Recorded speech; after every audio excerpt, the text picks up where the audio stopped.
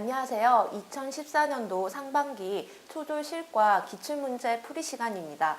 우선 이번 해에 출제된 경향부터 살펴보도록 하겠는데요. 우선 출제 경향을 살펴보시면 예상했던 대로 생활과 환경 부분이 가장 많이 출제가 됐고요. 생활과 환경이라고 하면 식물, 동물 생각나시죠? 그래서 식물에 해당하는 내용을 보면 화초 부분이 좀 나와 있고요. 그리고 또 어떤 거 생각나세요? 목재군도 좀 많이 나왔습니다. 목재에 해당하는 내용 좀 나와 있고요. 그리고 이제 동물에 해당하는 내용을 보시면요. 어떤 게 생각이 나세요? 동물 하면 애완동물과 또 어떤 동물이 있었나요?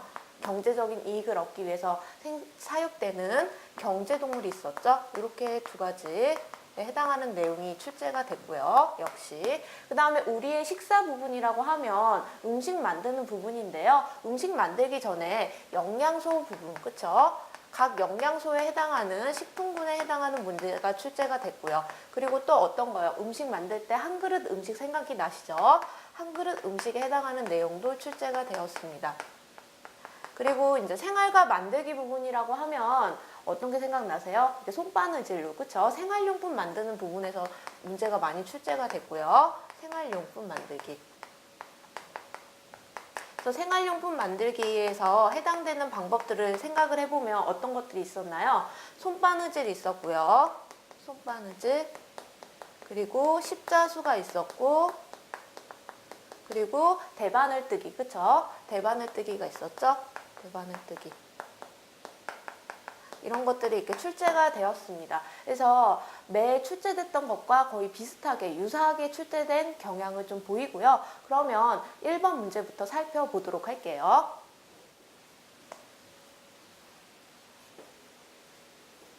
우선 1번 문제부터 살펴보도록 하겠습니다. 1번 문제를 보시면 이제 식물 부분입니다. 열매 채소에 해당하는 것은 이렇게 문제가 나와 있고요. 그래서 우리가 이제 외워주셨던 부분을 한번 같이 정리를 해보도록 할게요. 그래서 열매 채소에 해당하는 부분은 같이 한번 정리를 해보도록 하겠습니다.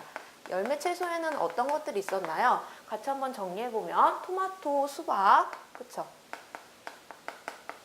토마토, 수박, 또 어떤 것들이 있나요? 호박, 고추 등이 있었죠? 호박, 고추 등이 있었고요. 그 다음은 이제 잎줄기 채소에 대해서 한번 정리를 해보겠는데요. 잎줄기 채소에는 배추나 양배추, 배추나 양배추, 그리고 또 보니까 상추 등이 여기에 해당이 됩니다. 상추 등이 해당이 되고요. 하나 더 채소군 중에서요. 생각해보면 이제 뿌리 채소가 하나 남아있는데요. 뿌리 채소. 뿌리 채소에 해당하는 채소들은요. 얘를 생각을 해보면 무나 당근 등이 여기에 해당이 된다라고 생각을 해주시면 되겠습니다. 이거 하나 더 생각해보면 고구마도 여기에 해당이 되고요. 그래서 이렇게 채소군에 대해서 세 가지로 이렇게 분류를 해봤고요. 우리 1번 문제 보시면 이제 열매 채소에 해당이 되는 거니까요. 상추는 어디에 해당이 되나요? 잎줄기 채소에 해당이 되죠. 잎줄기 채소. 그리고 고추는 어디에 해당이 되나요? 열매 채소에 해당이 되죠. 그래서 고추 2번이 정답이 되겠습니다. 고추는 열매 채소에 해당이 되고요. 그 다음에 당근은요. 뿌리 채소에 해당이 되죠. 당근은 뿌리 채소. 그리고 배추는 어디에 해당이 되나요? 잎줄기 채소에 해당이 되죠. 잎줄기 채소. 이렇게 해서 정답이 2번이 되겠고요. 다음은 2번 문제를 살펴보도록 할게요.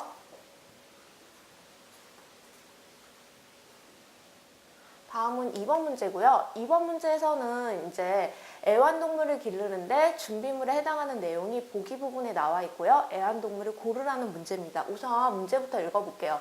2번 보시면 다음과 같은 준비물로 기르는 애완동물이다 라고 나와 있습니다. 애완동물의 정의는 뭐예요? 그쵸? 집에서 기르긴 하는데 사랑과 그쵸? 관심을 쏟아가면서 애정을 가져가면서 그쵸? 가족같이 키운다라고 생각해 주시면 되겠죠? 애완동물은 이렇고요. 이제 준비물 한번 살펴보도록 할게요. 어항과 수초. 수초는 풀이라고 생각을 해주시면 되겠고요. 그 다음에 모래, 산소 발생기, 깨끗한 물이 있습니다. 그래서 이런 준비물을 살 수 있는 애들을 한번 살펴보도록 할게요. 그래서 1번 토끼 같은 경우는 어디서 사나요? 그쵸? 보통 사육장에서 살죠, 얘네들은. 사육장에서 살고요.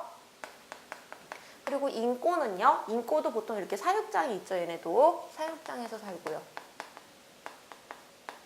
그리고 금붕어가 나와 있는데 금붕어는 어디서 사나요? 그쵸? 금붕어는 어항에서 살죠. 그래서 얘가 정답이 되겠고요. 금붕어가. 그리고 네 번째 보시면 강아지가 나와 있는데요. 강아지는 어디서 살아요? 그쵸? 집에서도 살 수도 있고 사육장에서도 살 수 있는데 요거는 그냥 집에서 산다라고 저는 이렇게 쓸게요. 그래서 토끼와 인꼬 부분은 제가 사육장이라고 적었는데요. 사육장이라고 하는 것은 꼭 어떻게 뭐 경제적으로 키우는 것도 있긴 한데요. 어떻게 돼요? 얘네 집이다라고 생각을 하나씩 해주시면 되겠고요. 그래서 여기서 보시면 이제 금붕어는 어항에서 사니까 위에 보기에 해당되는 준비물에 속하게 돼서 정답이 2번이 되겠습니다. 이렇게 확인을 해주시면 되겠고요. 다음은 3번으로 넘어가도록 할게요.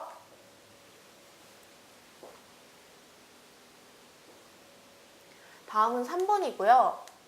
3번에서는 천연 섬유의 원료를 골라라 하는 부분입니다.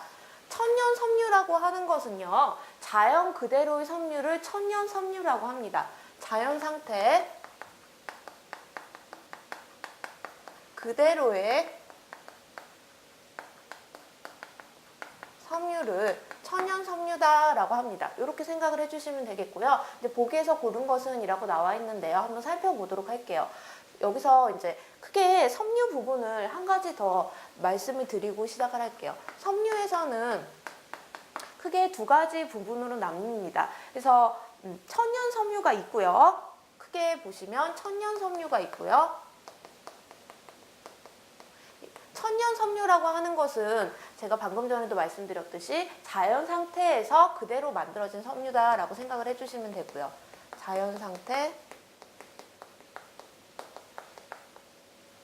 그대로 섬유다. 그리고 하나 더 어떤 게 있나요? 인간들이 인공적으로 만들어 놓은 합성 섬유라는 게 있습니다. 그래서 이렇게 두 가지로 나뉘게 되는데요. 합성 섬유라고 하는 것은 인공적으로 이렇게 만든 거예요. 인공적으로 합성하여 만든 섬유다라고 생각을 해주시면 됩니다. 그래서 이 3번 문제는 천연 섬유의 이번엔 이제 원료라고 하니까 재료다라고 생각을 해주시면 되겠고요.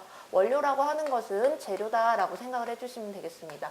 그래서 이 재료에 해당하는 부분이지만 크게 섬유에서 보시면 천연 섬유와 합성 섬유 이렇게 나뉜다라고 확인을 하시면 보기 문제가 좀 더 수월하실 거예요. 그래서 보시면 이제 석탄이 나와 있는데요. 석탄 같은 경우는 이제 합성 섬유에 해당이 되고요. 얘는 합성 섬유에 해당이 되고요. 그러니까 합성 섬유의 원료다라고 생각을 해주시면 되겠습니다. 합성 섬유의 원료. 그 다음에 양털이 나와 있는데요. 양털은 자연 그대로, 그쵸? 자연 그대로의 원료니까 얘는 어떻게 돼요? 얘는 천연 섬유 원료다라고 생각을 해주시면 되겠고요. 천연 섬유 원료다. 그리고 석유 같은 경우는 어때요? 석유 같은 경우도 이쪽에서 인공적으로 만드는 거니까 얘도 합성 섬유의 원료에 해당이 됩니다. 합성 섬유의 원료에 해당이 되고요. 그 다음에 누에고치 나와 있는데요. 누에고치는 어때요? 그쵸? 자연 그대로의 상태니까 얘는 천연 섬유의 원료가 됩니다. 그래서 우리 그 문제에서는 천연 섬유의 원료를 찾아라 했으니까 니은 부분 양털과 누에고치, 리을이 돼서 정답이 어떻게 돼요? 4번 정답이 되겠습니다. 이렇게 확인을 해주시면 되겠고요. 제가 우선 섬유 부분을 이렇게 크게 나눠 드렸어요. 근데 우리 문제에서는 이제 원료를 고르라고 했으니까 이런 식으로 이렇게 풀어드리면 될 것 같아요. 다음은 이제 4번 문제로 넘어가도록 할게요.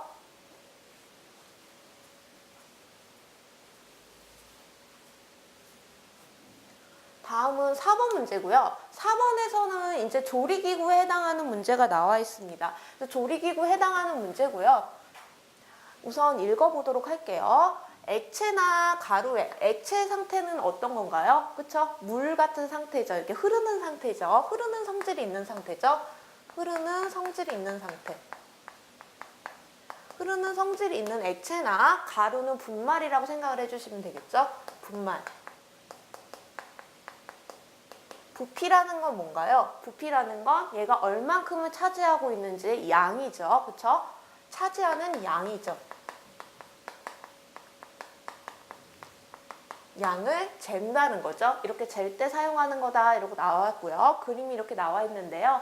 얘를 이제 고르라는 문제입니다. 우선 보기부터 살펴보도록 할게요. 도마라는 거는 어때요? 어떤 거가 채소나 어떻게 돼요? 과일 같은 것을 썰 때 사용이 되죠. 그렇죠? 채소나 과일을 썰 때 사용하죠. 썰 때 바닥 부분에 사용을 하는 게 도마다라고 생각을 해주시면 되겠고요. 여기 두 번째 이제 계량컵이라고 나와 있는데요. 정답은 2번 계량컵이 됩니다. 그래서 이 계량컵이라고 하는 것은 이제 계량기구 안에 속하고요. 얘는 계량기구 안에 속하고요. 어떻게 돼요? 위에 나와 있듯이 액체나 가루에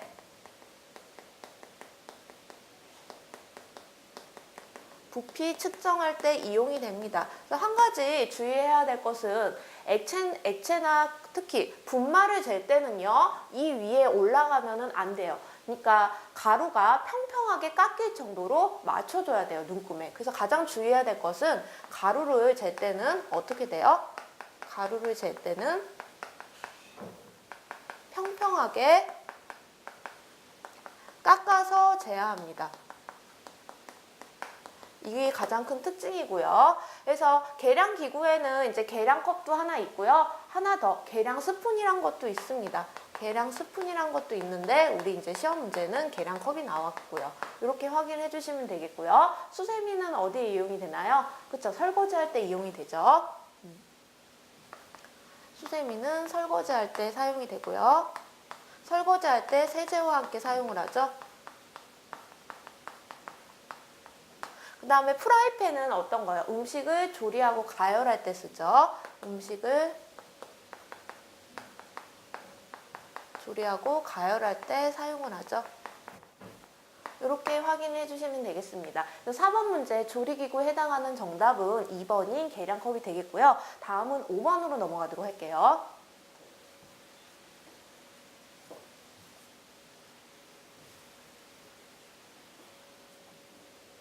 다음은 5번이고요. 5번에서는 다음 그림에 해당하는 어떻게 나와 있어요? 못을 받거나 그쵸? 뺄 때 사용하는 공구에 해당하는 문제가 나와 있습니다. 그래서 이 문제는 제가 많이 출제된다고 말씀드렸는데요. 역시 이번 해에도 출제가 됐습니다. 그래서 요거는 제가 별을 3개를 할게요. 요거는 자주 출제가 되고요. 우선 보기부터 살펴보도록 할게요. 곡자는 어디에 이용이 되나요? 목재 사용할 때, 특히 마름질 할 때 사용이 되죠. 목재에 마름질 과정에서 치수 잴 때 사용을 하죠. 치수 잴 때. 이렇게 확인해 주시면 되겠고요. 그 다음에 대패는 어디 사용이 되나요? 대패는 목재를 예쁘게 가공할 때 사용이 되죠. 목재의 가공에서 사용이 되죠. 그 다음에 세 번째 장도리가 나와 있는데요. 우리 문제에 해당하는 부분이 정답이 장도리가 되겠습니다. 그래서 장도리의 역할은 다시 한번 말씀드리면 못을 어떻게 돼요? 못을 받거나 혹은 어떻게 돼요? 뺄 때 사용을 하죠. 받거나 뺄 때 사용하는 게 무엇이다? 장도리다 라고 생각을 해주시면 되겠고요. 다음은 이제 드라이버가 나와 있습니다. 드라이버는 나사를 어떻게 돼요? 고정을 해줄 때 사용을 하죠. 나사 고정할 때. 이렇게 정리해 주시면 되겠고요. 그래서 5번에 해당하는 부분은 3번 장도리가 정답이 되겠습니다. 그럼 다음은 6번으로 넘어가도록 할게요.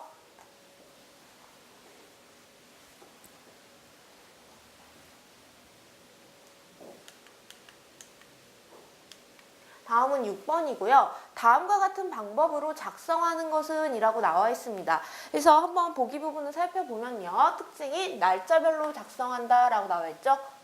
그리고 두 번째는 뭐라고 나와 있나요? 수입과 지출의 내용. 수입이라는 건 벌어들이는 거죠. 그쵸? 벌어들이는 거고요. 버는 거라고 쓸게요. 저는 버는 것. 그리고 지출은 어떻게 되는 거예요? 쓰는 거죠. 소비하는 거죠. 소비하는 거죠. 그래서 얘네의 내용 및 혹은 액수, 그쵸? 액수라고 하는 것은 금액이 해당이 되죠. 금액 등을 적는다라고 생각을 해주시고요. 그 다음 부분 보시면 수익 금액과 지출 금액을 계산해서 마지막에 뭐예요? 잔액을 적는다라고 나와 있습니다. 그래서 한번 살펴볼게요. 날짜도 나와 있고요. 그리고 내용 어디에 쓰는지, 그리고 수입 얼만큼 벌었고 얼만큼 썼고 마지막에 잔액이 얼만큼 남았는지, 이거에 해당하는 내용을 이제 선택하라 하는 문제였습니다. 첫 번째 살펴보시면 보기 부분에 원고지가 나와 있는데요. 원고지는 어떤 거 쓸 때요? 그쵸?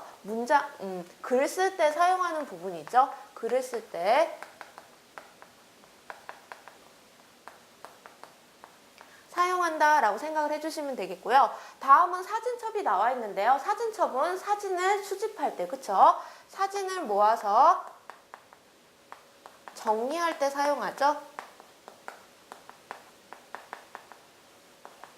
이렇게 생각을 해주시면 되겠고요. 다음은 이제 용돈기입장이라는 게 나와 있는데요. 여기에 해당하는 정답은 네, 용돈기입장이 맞습니다. 그래서 용돈기입장에는 위와 같은 날짜별로 작성을 하고요. 그리고 지출 금액과 수익 금액을 적절하게 적어주고 마지막 잔액까지 적어줍니다. 그래서 여기서는 어떤 습관을 길러주나요? 합리적인 소비 습관을 길러줍니다. 그리고 하나 더 어떤 걸 길러주나요? 전략 습관도, 그쵸? 전략 정신도 길러주게 되죠. 전략 정신도 도움이 돼요. 그래서 용돈기입장을 아이들에게 쓰도록 권장을 해야 되죠. 이렇게 확인해 주시면 되겠고요. 그 다음에 식물 관찰 기록장이 나와 있는데요. 이거는 이제 식물들을 관찰하고 나서 어떻게 돼요? 식물들의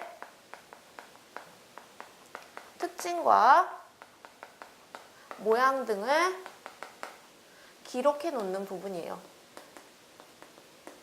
기록하는 곳이다 라고 생각을 해주시면 되겠습니다. 이렇게 해서 6번에 해당하는 정답은 3번 용돈기입장이 되겠고요. 다음은 7번으로 넘어가도록 할게요.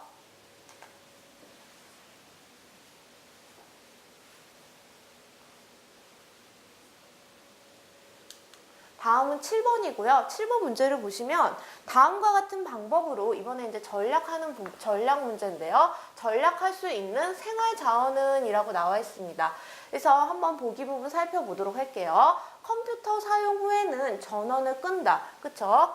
전원을 끄고요. 그 다음에 두 번째 한번 살펴볼게요. 사용하지 않는 플러그를 뽑는다. 그쵸? 사용하지 않는 플러그는 뽑아야 어떤 게 전략이 되나요? 그쵸? 전기 부분에 해당하는 생활 자원이 전략을 하게 되겠죠? 여기 해당하는 부분은 정답은 바로 이렇게 나와 있는데요. 한 번 더 좀 더 살펴보면요. 우선 생활 자원 전략 부분에서 전기를 전략하는 부분은 컴퓨터 사용할 때 전원을 끄던지 아니면 플러그를 뽑는 것도 있고요. 또 어떤 게 있나요? 여러분 생각하실 때 냉장고에 있는 하나 더 적어볼게요. 냉장고에 음식물은 꽉 채워 넣어야 하나요? 그치가 않죠. 음식물은 반쯤 채워놓고 그리고 하나 더 어떻게 돼요? 문을 자주 여닫아야 되나요? 그렇지가 않죠. 문은 필요할 때만 열어야 되죠. 필요할 때만 여닫는다. 대표적으로 이제 컴퓨터 사용하는 예 혹은 냉장고에 해당하는 예가 전기에 해당하는 부분에서 많이 나오고요. 하나 더 살펴보면 이제 흙과 나무에 해당하는 이제 생활자원 절약하는 부분도 있는데요. 하나 더 물로 한번 더 살펴볼게요. 물에서는 어떻게 절약을 할 수가 있나요? 예를 들어서 세탁물은 어떻게 돼요? 한꺼번에 세탁하는 게 좋죠? 그렇죠? 세탁물은 한꺼번에 모아서 세탁하는 게 좋죠? 한꺼번에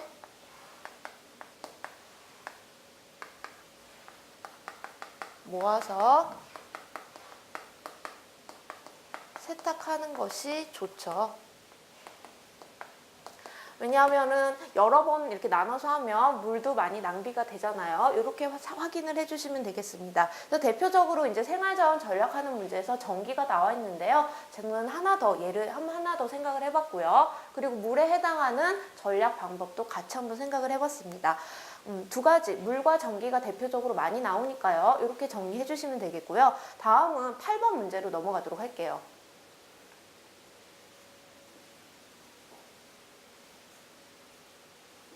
다음은 8번이고요. 8번에서는 이제 바느질 문제예요. 두 장의 천을 겹쳐서 바느질 할 때 바느질 문제 제가 나온다고 말씀드렸죠. 이때 천이 어떻게 돼요? 밀리는 것을 방지하기 위해서 사용하는 것이라고 나와 있죠. 천이 밀린다는 건 여기서 이제 어떻게 돼요? 두 장의 천을 겹쳐서 사용을 했기 때문에 이렇게 한 장의 천이 이렇게 올라가든지 잠깐 좀 이렇게 비스듬히 꽉 맞춰지지 않는 경우에 이렇게 고정해주는 장치가 필요합니다. 그래서 밀리는 걸 방지한다라는 거는요, 고정을 해줘야 된다 하는 의미다라고 생각을 해주시면 돼요. 고정이 필요하다라고 생각해 주시고, 그다음 보기 부분 살펴볼게요. 자는 어떤 때 이용이 되나요? 그쵸? 선을 그을 때나, 그쵸? 선을 그을 때나, 혹은 어떻게 돼요? 길이 잴 때 이용이 되죠? 길이 잴 때. 그리고 단추는 어디 이용이 되나요? 그쵸? 우리 옷에 단추가 떨어졌을 때, 그쵸? 단추가 떨어졌을 때, 단추를 다시 이렇게 꿰맬 때 이용이 되죠? 단추를 꿰맬 때.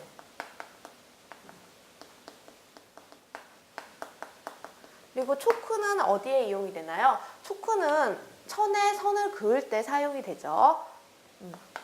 천에 선을 그을 때. 그리고 마지막에 시침핀의 역할을 보시면 시침핀은 어떤 역할인가요? 고정을 해주는 역할입니다. 그래서 밀리는 것을 방지한다 라고 생각을 해주실 수도 있고요. 밀리는 것을 방지한다. 그래서 정답이 4번 시침핀이 되겠습니다. 이렇게 정리해 주시면 되겠고요. 다음은 9번으로 넘어가도록 할게요.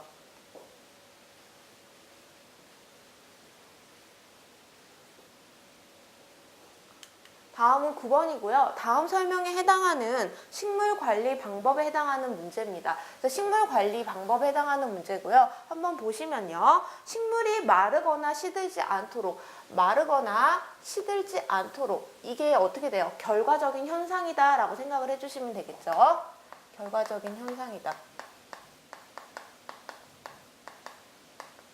이러한 결과적인 현상이 나타나지 않도록 어떤 것을 방지해줘야 되나라는 문제예요. 그래서 조금씩 자주 주는 것보다 이 부분이 중요하죠. 얘를 한 번에 흠뻑 주는 것이 좋다라고 나와 있습니다. 그래서 한번 살펴보도록 할게요. 그래서 이쪽 부분에 지금 화초에 어떤 걸 주고 있어요? 물을 주고 있죠? 이 부분인데 이제 살펴볼게요. 첫 번째 보시면 이제 물주기다라고 나와 있어서 정답은 쉽게 1번이다라고 생각을 해주실 수 있는데요. 물을 주는 건요 어떻게 돼요? 식물이 꼭 필요한 그쵸? 양분 중에 하나다라고 생각을 해주시면 돼요. 그래서 물이라는 건 하나 적어볼게요. 식물에 살아가는데 필요한 요소다라고 생각을 해주시면 되겠죠. 그래서 물주기가 아주 중요하고요. 만약에 물을 제때 주지 않으면 아까 나왔던 현상인 마르거나 혹은 어떻게 돼요? 시들어서 그쵸? 식물이 죽게 된다라고 생각을 해주시면 되겠습니다.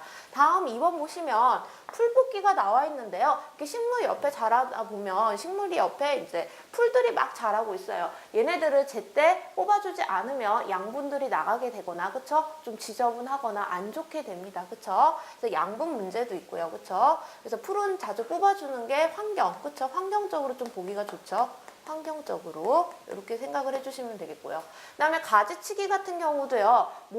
모양을 좋게 해주는 결과도 있고요. 식물이 생장하는데 조금 더 어떻게 돼요? 잘 자라도록 필요로 하는 게 가지치기다라고 생각을 해주시면 됩니다. 그래서 가지치기에는 제가 환경과 생장이라고 이렇게 적어드릴게요. 생장을 위해서 가지치기를 한다라고 봐주시면 되겠고요. 그 다음에 거름주기가 중요한데요. 거름주기라고 하는 것은 얘를 뭘 한다는 거예요? 양분을 준다는 거예요.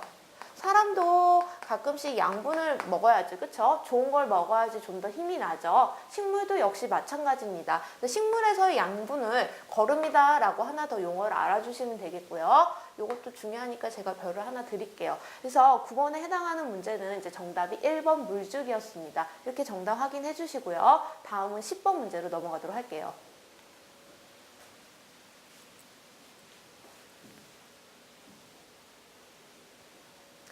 다음은 10번 문제고요. 10번 문제 해당하는 부분을 보시면 이제 목재에 해당하는 내용이 나와 있습니다. 그래서 해마다 이제 출제되고 있는 유형이고요. 요거는 제가 별을 3개를 할게요. 매 출제되고 있는 유형이었고요. 예상했던 내용도 나와 있습니다. 한번 살펴볼게요. 그래서 다음 중 내용을 보시면 잎이 크고, 잎이 크다는 것은 어떻게 돼요? 엄청 크다는 거고요. 그리고 넓은 활엽수는 이라고 나와 있죠. 그래서 결론적으로는 활엽수를 골라라 하는 문제입니다. 그래서 살펴보면요. 나무에는 2가지 종류가 있었잖아요. 같이 한번 살펴볼게요. 목재에는 2가지 종류가 있는데요. 어떤 게 있었나요? 활엽수라고 해서 우리 이제 보기 문장처럼 잎이 크고 넓은 것을 활엽수라고 합니다. 잎이 크고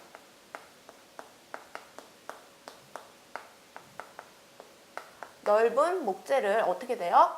활엽수라고 하고요. 하나 더 살펴보면 잎이 반대로 어떻게 되겠어요? 뾰족뾰족하겠죠. 넓지가 않고요. 그래서 이런 거를 침엽수라고 합니다. 그래서 침엽수는요. 잎이 바늘같이 뾰족한 거예요. 그렇죠? 잎이 바늘같이 뾰족한 목재다라고 생각을 해주시면 되겠고요. 그래서 활엽수와 침엽수에 해당하는 부분 문제 출제될 걸로 예상을 했는데 역시 출제가 되었습니다. 그래서 한번 보기 부분 살펴볼게요. 소나무는 잎이 어떤가요? 뾰족뾰족 바늘 모양이죠. 그래서 얘는 침엽수고요. 전나무도 역시 어떤가요? 전나무도 좀 바늘 모양이죠. 그래서 얘도 침엽수입니다. 그리고 잣나무도 어떤가요? 잣나무도 비슷하죠. 그래서 잣나무도 역시 침엽수고요. 그리고 하나 더 어떻게 돼요? 마지막 부분에 오동나무가 나와 있는데요. 오동나무는요. 어떻게 돼요? 잎이 넓고 큰 활엽수에 해당이 됩니다. 활엽수. 오동나무 말고 하나 더 어떤 게 생각나세요? 느티나무도 하나 더 있었죠? 이렇게 정리해 주시면 되겠죠?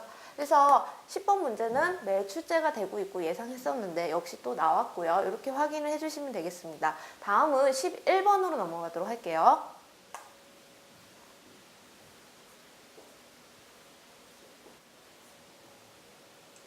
다음은 11번이고요. 11번에서는 이제 직업군에 해당하는 내용입니다. 그래서 가와 나에 해당하는 직업으로 알맞게 짝지어진 것은 이라고 나와 있고요. 직업에 해당하는 내용입니다.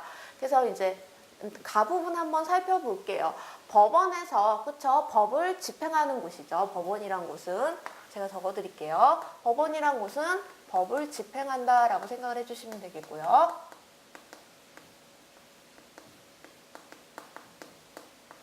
법원에서 재판을 하고 판결을 내린다. 판결이라는 것은 그러한 재판 결과를 내린다는 거죠. 선언을 한다는 거죠. 그렇죠? 재판 결과를 무엇한다? 선언한다.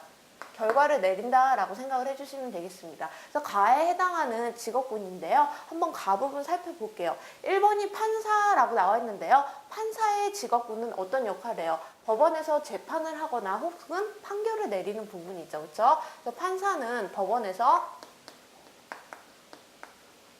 재판을 하고 판결을 내린다 이렇게 생각을 해주시면 되겠죠. 그러면 교사 나와 있는데요. 교사는 어떻게 돼요? 교사는 학교에서 학생들을 가르치죠. 학교에서 학생을 가르치죠. 학생을 가르치죠. 요리사는 어떻게 돼요? 요리사는 그쵸? 요리하는 주방에서 그쵸? 주방에서 음식을 만드는 역할이죠. 디자이너는 어떤 역할을 해요? 디자이너는 예를 들어서 옷 디자이너, 그쵸? 의상 디자이너다라고 생각하면 디자이너실에서, 그쵸? 의상실에서 의복을 만드는 역할을 하죠. 이렇게 생각을 해주시면 되겠고요. 다음은 이제 나 부분에 해당하는 보기 지문 읽어보도록 할게요.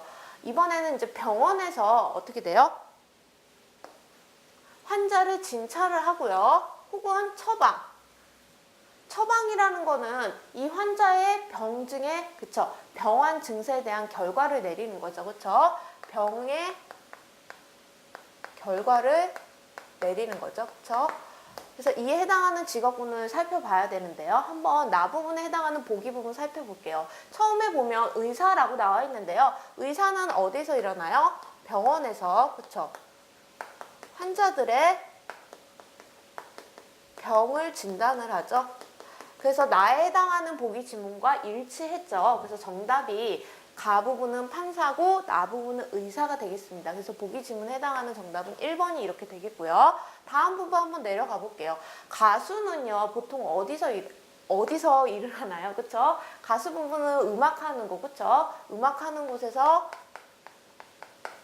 노래를 하죠. 그쵸? 음악이나 노래를 하죠. 이렇게 생각을 해주시면 되겠고요. 경호원들은 보통 어떤 역할을 하나요? 그쵸? 경호하는 역할을 하죠. 경호나 보호 역할을 하죠. 보호. 그리고 운동선수 같은 거는, 운동선수 같은 경우는요, 어떻게 돼요? 그쵸? 보통은 자기 종목에 따라서 운동을 하게 되죠. 경기장에서 종목별로 운동 경기를 하는 거죠. 운동 경기.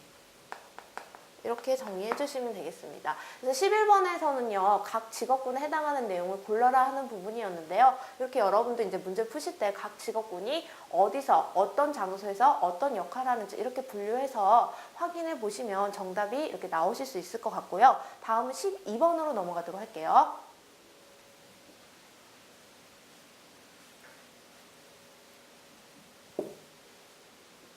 다음은 12번이고요. 12번에서는 이제 전기를 공급하는 전자 부품에 해당하는 내용입니다. 여러분들이 이 부분을 살짝 어렵게 느끼실 수 있는데요. 여기서 이제 전자 부품이라는 게 나와 있는데요. 그러면 우선 전자 부품의 종류 한번 살펴보도록 할게요. 전자 부품의 종류에는 어떤 것들이 있었나요? 같이 한번 살펴보면, 그쵸? 저항이란 게 있었고요. 전류의 흐름을 방해하는 저항, 그쵸? 꾹 눌러줘서 전류의 흐름을 유지하게 해주는 스위치라는 게 있었고요. 그 다음에 어떻게 돼요? 전자 부품에서, 그쵸? 전기의 저장 장소 역할을 하는 또 어떤 게 있었어요? 건전지도 있었죠? 건전지. 그리고 또 어떤 것들이 생각나세요? 그쵸? 이렇게 모터 돌듯이 동력의 역할을 해주는 전동기도 있었죠? 전동기 등. 이렇게 전자 부품에는 여러 가지 종류가 있다고 말씀드렸고요. 그래서 이렇게 저항 스위치, 건전지, 전동기 등 여러 가지가 있는데 우리 문제에 해당하는 부분은 이게 어떤 건가 있나요? 1.5V, 또 얇은 것도 있고 9V도 있는데 이런 것들을 이름을 뭐라고 하나요? 그쵸? 건전지라고 하죠. 그래서 건전지의 역할은 전기를 저장을 해주는 역할을 하죠. 그쵸? 전기의 저장. 이렇게 확인해 주시면 되겠고요. 고무줄은 그쵸? 이렇게 노란 줄로 이렇게 어떻게 되나요? 고무줄을 이렇게 당기면 쭉 늘어나고 이렇게 모이면 쭉 어떻게 돼요? 다시 원래 상태로 되돌아오는 탄성의 성질이 지니죠. 그쵸? 고무줄은 탄성의 성질을 지니고 있고요. 그 다음에 스피커 같은 역할은 어떻게 돼요? 소리를 듣게 해주는 역할을 하죠. 그쵸? 소리를 듣게 해주는 역할을 하고요. 용수철 같은 경우도 어떻게 돼요? 이렇게 쭉 늘게 하면 쭉 길게 됐다가 다시 이렇게 딱 놓으면 다시 줄어드는 역할, 그쵸? 탄성의 역할을 가지고 있죠. 이렇게 확인을 해주시면 되겠습니다. 그래서 우리 이제 문제에서는 전기를 공급하는 역할이니까요. 답이 건전지가 되겠고요. 나머지 이제 고무줄, 스피커, 용수철에 해당하는 부분도 조금 알고 계시면 좋을 것 같습니다. 다음은 13번으로 넘어가도록 할게요.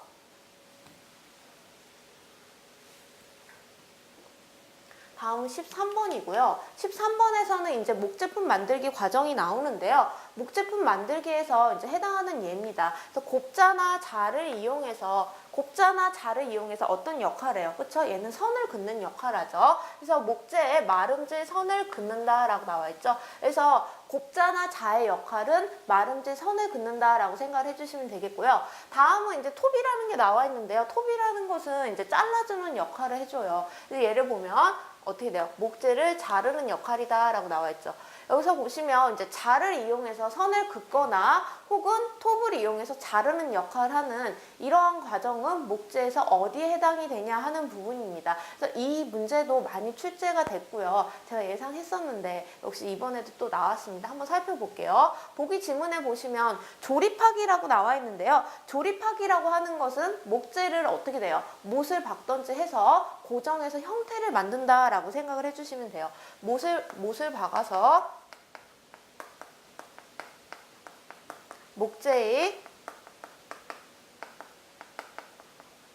형태를 고정시켜주는 게 무엇이다? 조립이다 라고 생각을 해주시면 돼요. 예쁘게 만드는 거예요.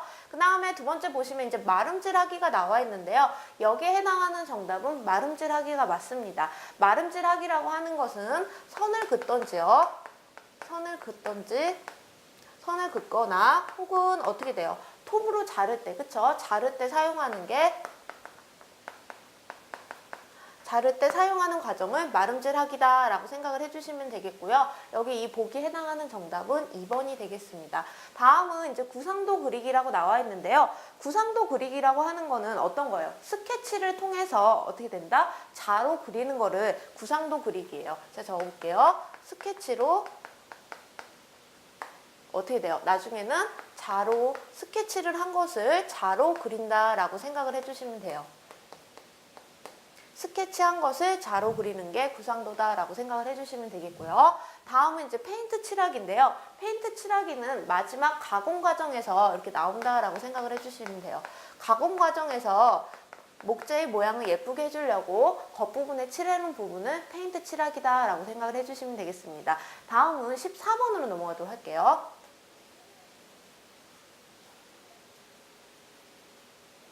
다음은 14번이고요. 14번에서는 이제 컴퓨터의 입력 장치가 나와 있습니다. 그래서 컴퓨터에는 이제 크게 어떻게 나눠져 있나요? 그렇죠? 한번 정리해 볼게요. 밑에다가 컴퓨터에는 장치가 여러 가지가 있는데요. 보통 입력 장치가 하나 있고요. 입력 장치라고 하는 것은 사람이 어떻게 돼요? 컴퓨터에다가 신호를 보내는 거예요. 무엇을 입력해라. 그렇게 하면 컴퓨터가 자동적으로 인식을 하죠. 그래서 이러한 입력 장치에는 어떤 게 있나 봤더니 자판기가 있고요. 그리고 자판기 하면 키보드라고 하죠. 그리고 마우스라는 게 있고요. 그 다음에 하나 더, 컴퓨터에는 입력을 하면 그 다음에는 내보내야 되죠. 그렇죠? 출력 장치가 있습니다.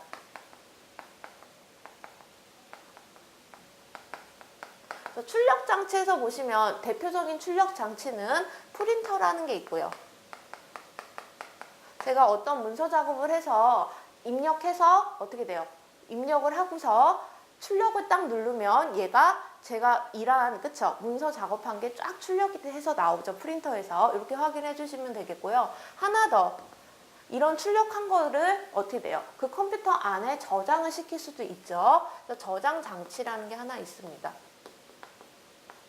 저장 장치에서는 어떤 게 있나 봤더니 하드디스크가 대표적인 예다라고 생각을 해주시면 되겠고요. 그래서 이렇게 컴퓨터에는 여러 가지 장치가 있고요. 이에 해당하는 문제예요. 그래서 보시면 이제 우리 그 보기에서는 이제 그림을 보면 바로 정답이 나오시죠. 얘는 키보드라고 하고요. 보통은 자판기, 그쵸?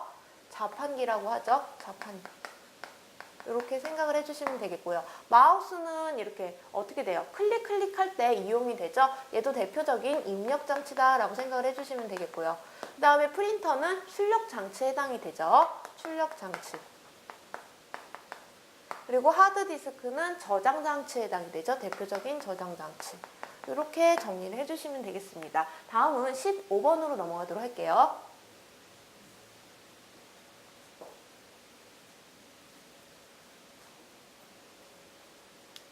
다음은 15번이고요. 여기서는 이제 나뭇가지에서 꽃이 피는 식물은 이라고 나와 있습니다. 나뭇가지에서 꽃이 피는 식물이니까 대표적으로 어떤 건가요? 그쵸? 꽃나무에 해당하는 문제였죠. 그쵸? 꽃나무에 해당하는 문제였고요. 그럼 꽃나무에 해당하는 예들을 한번 살펴보도록 할게요. 대표적인 게 어떤 게 있었나요? 그쵸? 목련이나 장미나 무궁화가 대표적인 꽃나무에 해당이 됐죠. 그러면 다른 것들도 한번 살펴보도록 할게요. 우리 보기에 해당하는 건데요. 우선 알뿌리 채소부터 살펴볼게요. 알뿌리 채소. 알뿌리 채소에 해당하는 얘 등을 살펴보면요. 어떤 게 있나 봤더니 얘네들은 이제 땅속 뿌리에 어떻게 돼요? 줄기를 번식해서 어떻게 돼요? 키워진다라고 생각을 해주시면 돼요. 한번 적어볼게요. 땅속 뿌리에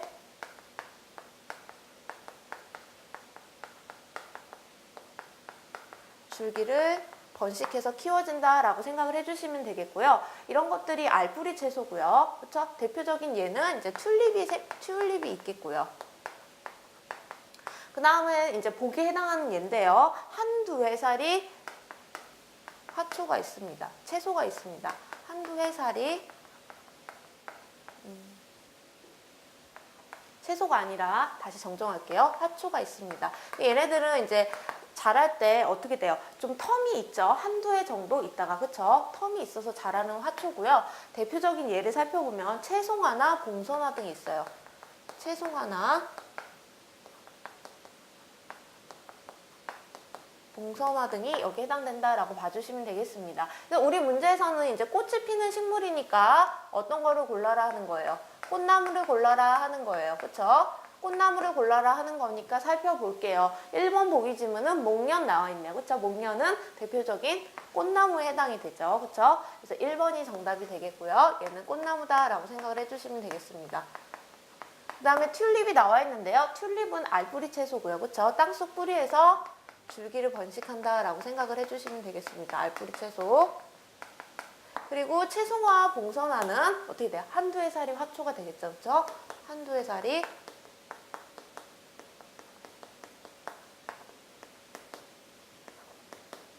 화초가 되겠죠. 이렇게 정리해 주시면 되겠고요. 다음은 16번으로 넘어가도록 할게요.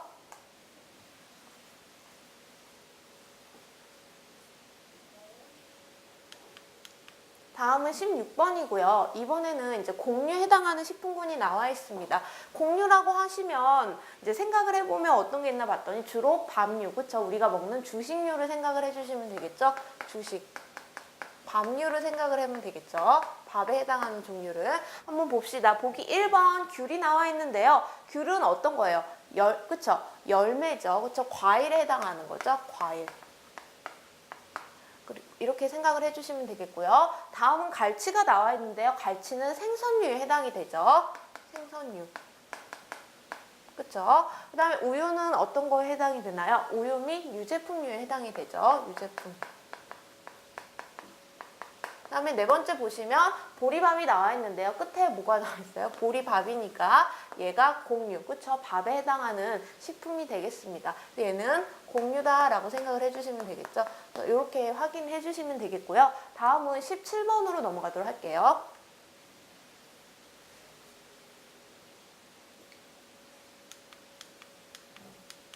다음은 17번이고요. 이번에는 다음과 같은 생활용품 제작 방법에 해당하는 문제가 나와 있습니다. 그래서 살펴보도록 할게요. 보시면 이제 사슬뜨기로 코를 만든다라고 나와 있고요. 짧은뜨기, 긴뜨기, 빼뜨기 등의 방법이 있다라고 나와 있는데요. 이렇게 뜨는 방법인데요. 살펴보도록 할게요. 그래서 첫 번째 이제 보기에서는 십자수가 나와 있는데요. 십자수는 어떤 방법인가요? 그쵸? X자 모양으로 엇갈리게 수를 놓는 방법이죠.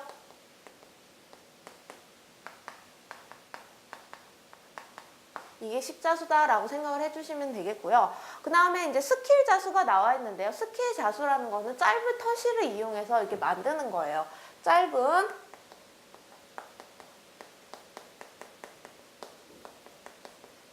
털실을 이용해서 수를 놓는 거예요.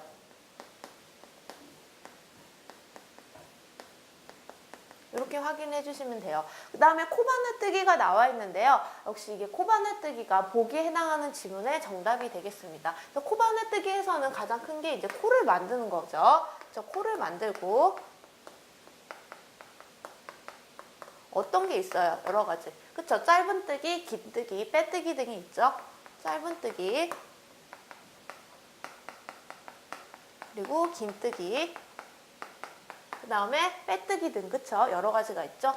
빼뜨기 등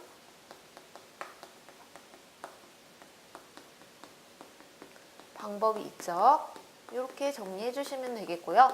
다음은 이제 재봉틀 바느질이 나와 있는데요. 재봉틀 바느질에서는 항상 비교되는 게 뭐가 있나요? 손바느질과 비교가 되죠. 얘는 어떤 게 비교된다? 손바느질과 비교가 되죠. 그래서 보통 손바느질에 비해서 재봉틀 바느질은 빠르죠. 그쵸? 기계를 이용하니까 빠르고 또 어떤 장점이 있나요? 튼튼하겠죠. 사람이 한 거보다. 그쵸? 튼튼하고. 그쵸? 튼튼한 바느질을 할 수가 있는 거죠.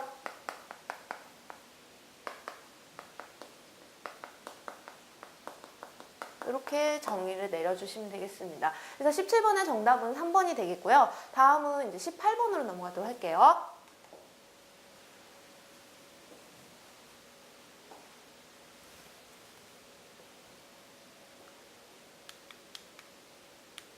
다음은 18번이고요. 여기서 설명하는 음식에 해당하는 문제입니다. 한번 보기 질문을 읽어볼게요. 빵과 빵 사이에, 이제 또 맛있는 거 나왔어요. 빵과 빵 사이에 무엇을 넣어서 맛있는 음식 재료를 넣어서 만들고요. 이 안에 재료가 햄이나 치즈, 토마토, 양상추 등의 것을 사용한다라고 나와 있습니다. 그래서 빵과 빵 사이에 넣는 음식, 그쵸? 여러 가지 재료가 나와 있는데요.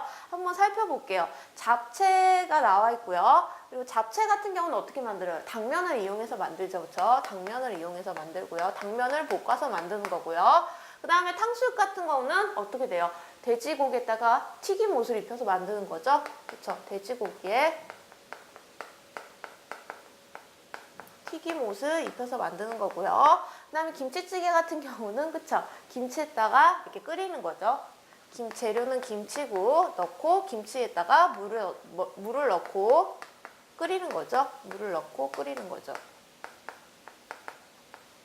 그 다음에 네 번째 보시면 이제 샌드위치라는 게 나와 있는데요. 정답은 샌드위치가 되겠고요. 샌드위치라고 하는 것은 아래 위에 빵을 놓고 그 사이에 여러 가지 재료를 놓고 만든 음식이에요. 그래서 이 샌드위치라고 하는 건요. 한 그릇 음식에 해당이 되고요. 한 그릇 음식. 한 끼 식사를 가볍게 해결을 할 수가 있습니다. 그래서 영양학적으로 우수하다라고 생각을 해주시면 되고요. 영양학적으로 우수하다라고 봐주시면 돼요. 그래서 대표적인 예로 이제 샌드위치가 있고요. 하나 더 생각을 해보면 빵에 해당하는 그쵸? 햄버거가 생각이 나시죠? 햄버거. 그러면 주식인 밥류로 생각을 해보시면 뭐가 있나요? 그쵸? 비빔밥 등 있죠? 비빔밥. 이렇게 정리해 주시면 되겠습니다.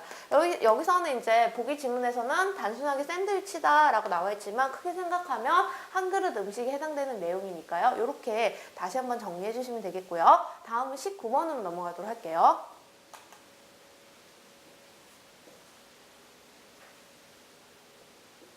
다음은 19번이고요. 19번에서는 재활용 수거함에 넣어야 하는 것은 이라고 나와 있습니다. 근데 여기서는 이제 재활용 수거함에 넣어야 하는 물건이 나와 있는데요. 우선 이제 재활용 수거함의 이름을 보면 뭐가 나와 있나요? 종이류라는 게 나와 있죠? 종이류 수거함이 나와 있습니다. 살펴보도록 할게요. 처음에 보기에는 유리잔이 나와 있는데요. 유리잔이나, 그쵸? 어디예요? 유리병 같은 경우는 어디에다 넣어야 돼요? 병류에다 넣어야 되죠? 그쵸? 병류. 그 다음에 페트병이나 혹은 어떻게 돼요? 세제 용기 같은, 그쵸? 얘는 어디다가 넣어야 돼요? 그쵸? 플라스틱류에다 넣어야 되죠? 플라스틱류. 플라스틱류. 그 다음에 또 뭐가 있나요? 신문지, 그쵸? 혹은 종이류. 책 같은 경우는 어디다가 넣어야 하나요? 그쵸? 종이류에다 넣어야 되죠? 종이류. 여기서 해당되는 정답이 3번이 되겠고요. 그 다음에 네 번째 보시면 이제 음료수 캔이 나와 있는데요. 혹은 가스 용기, 그쵸? 캔이나 가스 용기 등은 어디다가 넣어야 되나요? 캔류에다가 같이 모아야 되겠죠? 근데 여기서는 이제 재활용 수거함에 대해서 각각의, 그쵸? 병류, 그리고 플라스틱류, 종이류, 캔류 이렇게 분류별로 확인해 주시면 될 것 같고요. 정답은 3번이 되겠습니다. 다음은 20번 문제 마지막 문제고요. 한번 살펴보도록 할게요.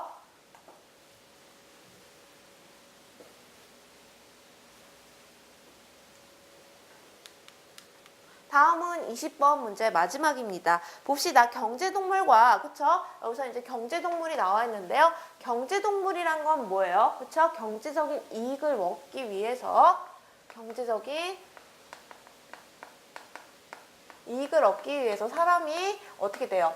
가축을 사육하는 거죠. 인위적으로 사육하는 동물을 경제동물이다라고 생각을 해주시면 되겠고요. 이러한 동물에서 얻을 수 있는 것을 잘못 짝지어진 것은 이라고 나와 있습니다. 한번 살펴보도록 할게요. 토끼가 나와 있는데요. 토끼에서는 뭘 얻을 수가 있나요? 그렇죠? 토끼 고기도 얻을 수가 있고요.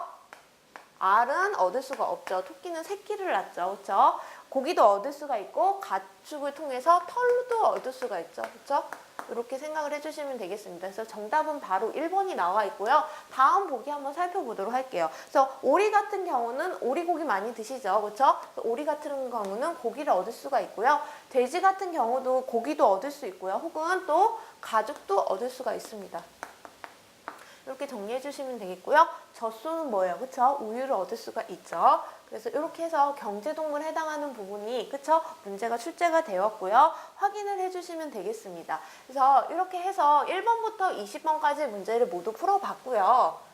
여러분들이 이제 살펴보셨던 것과 마찬가지로 해마다 출제되고 있는 유형이 계속 출제가 됐고요. 변동사항은 그리 많지 않았습니다. 여러분도 많이 느끼셨을지 모르시겠지만 그쵸? 이렇게 확인해 주시면 되겠고요. 계속 해마다 출제되고 있는 유형이 계속 나오고 있으니까요. 제가 항상 말씀드리는 것은 반복해서 학습하는 습관이 중요하다라고 생각이 됩니다. 그래서 많은 시간 수고 많이 하셨습니다.